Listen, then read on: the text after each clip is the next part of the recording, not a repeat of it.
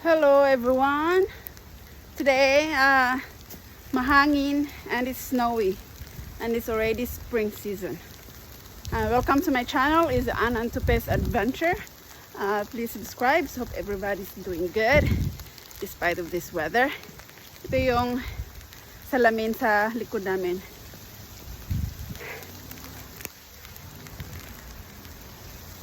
Malamig ngayon. Parang storm na din. Ito paano. Tingnan mo naman siya.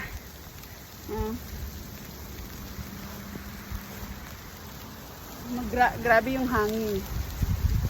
Grabe yung hangin sa labas. Pero alam mo yung spring naman na talaga siya. It's already spring. But it's winter doesn't wanna go away just yet. Hindi siya masyadong malamig. Nice lang pero mahangin kasi. That's why it's so windy.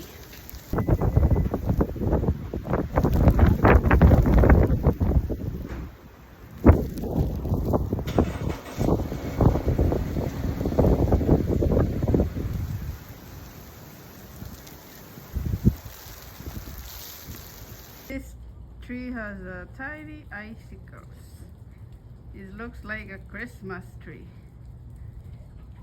but it's an icicle. This one in our front is icy.